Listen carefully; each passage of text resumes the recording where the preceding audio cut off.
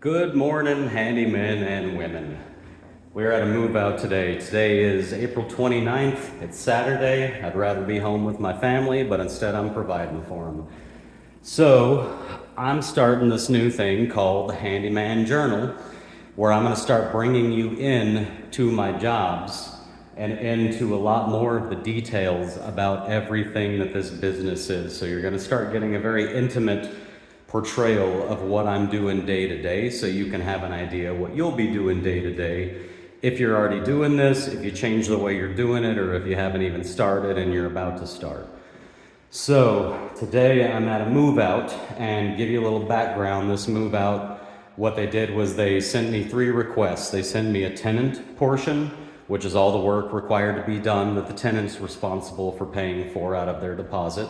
They sent me an approved owner portion and said, basically, do whatever you can on this list that's under $350, invoice that, and please also give us an estimate for all these other things. So I knocked out the tenant portion, I knocked out the owner portion, and I sent them an estimate, and today I'm back here doing the work that was finally approved on the estimate. So let me show you what I'm doing. There's some of the work that I've already taken home, and I'll tell you what I do often is I assume that these are going to get approved, so I prep for them in advance when I'm doing the tenant and whatever owner approved work there is. So I'm going to go down my list.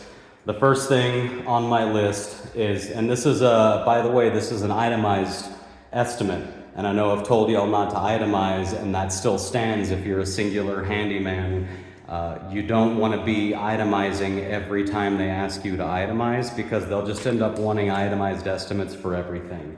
I limit this to move outs, and what I do, I'll tell you what I did on this one, is I did the work that was approved, and I made my estimate. Now while I was here working, I also did my own inspection, and I added a lot of stuff to the list, and it didn't all get approved, but I added all of it. So here's what we have now that's approved. Trip fee, which is not a selectable line item. Discounted trip fee, since we were able to prep for this approval, having already been to the property and taken notes. Matching paint is already on site from the tenant portion of the move out. So, and I'm letting them know the matching paint's on site because I'm not going to be charging for a paint match on this one, because when I did the tenant move out, I already charged my paint matching fee, which is, I believe it's a flat $100 to take a piece of drywall out of the wall, go get the chip analyzed and made, and to come back and patch. Now, I don't cut a hole in the wall, but I still damage the wall by removing the chip, and I make sure they pay me to have to remove that chip and repair the damage and everything. Next, kitchen cabinet repair. There is a large gap in the toe kick under the kitchen cabinets that is being used by rodents. We will install a new toe kick over the missing area and seal and paint to match. We will also seal and paint to match a couple of other areas of the cabinets with holes for rodent use. Now, I'm going to be reading a lot of these on a lot of these journals, and I want you to pay attention to my wording, because my wording has changed over the years for very good reasons. Partly because of feedback from the property managers when they tell me they really like certain things I'm doing with my wording. And also a lot of it is just lessons I've learned the hard way, where I make sure to word things very specifically so there is no confusion over what I've offered to do for what amount of money. That way, when they approve it, if they think I didn't do something I said I would do, I can refer back to the quote that they approved. And if that's just basically it. It just covers your ass all the way around. And so that is $125, kitchen cabinet repair. I'm going to show it to you. I don't know if you can see it super well because of the way I have my phone turned. I can't see the screen at the moment, but there's a hole down there that rodents go in and out of, and I'm going to fix that up. There's the piece of wood I'm going to use to fix it up. It's just a scrap. It's a cutoff. It's $125 is what I'm charging to patch that. All I'm gonna do is I'm gonna cut a piece that I can fit through this hole and come around to the back, and I'm gonna use a screw from the front, a couple screws, to pull that wood tight in on the back. Then I'm gonna have a solid surface right here that I can mount a nicer, better cut piece of wood to, and seal everything up, seal over the screws, and paint it to match. That's probably gonna take me 30 minutes, and I'm charging 125 for it, so do the math, pretty good money there.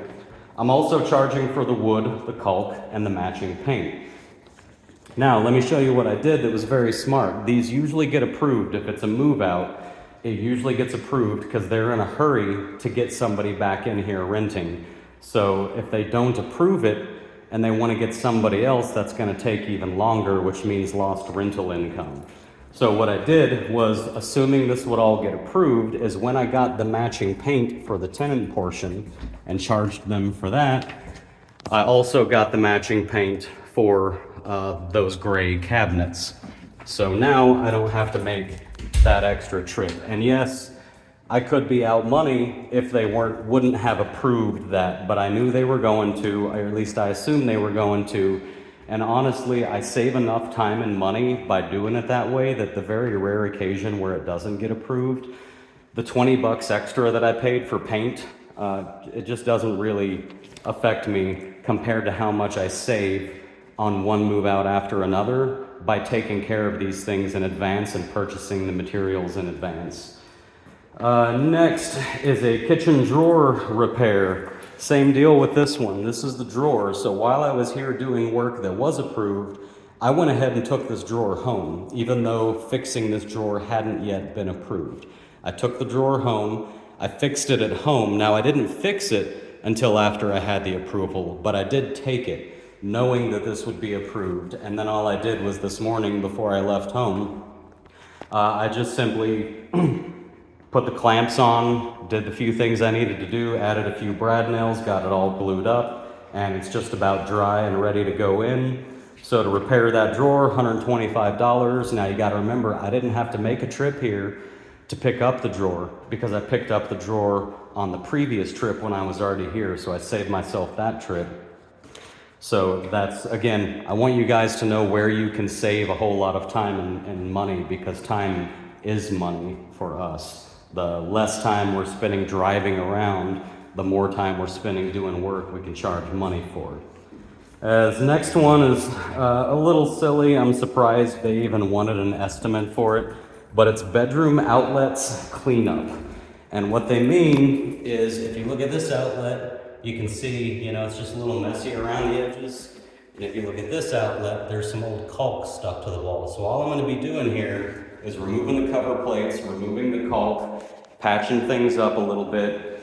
I'm charging $35 to do that because it's quite literally going to be 5 minutes. And also because I've already charged good money for the work that I know a lot of other guys aren't going to be doing, like repairing drawers and repairing cabinets. It's not hard work, but just most handymen don't really do that stuff. Next is window screens. Yeah, I'm only charging 10 bucks for these. And basically all that's going on is there's a couple screens in this closet and they go on the windows. So I'm just gonna pop those back on. Now again, for the wording on these estimates, I did include, in fact, I'll read it to you verbatim so you can see where I've covered my ass here.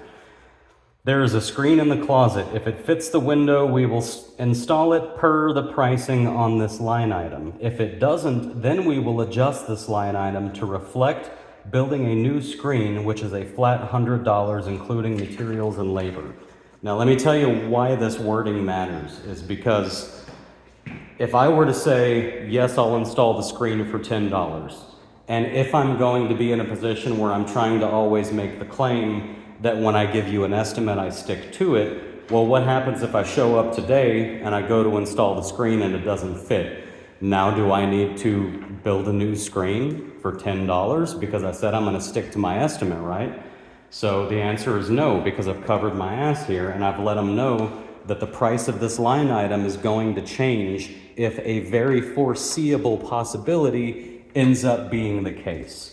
And that covers my ass, so nobody thinks that I said I would do it for 10 and then charged 100. And then finally, paint peeling on pantry door, charging 20 bucks for this. And guess what? When I was here doing the tenant portion stuff, I already had the paint. I just went ahead and painted the door knowing this was gonna get approved.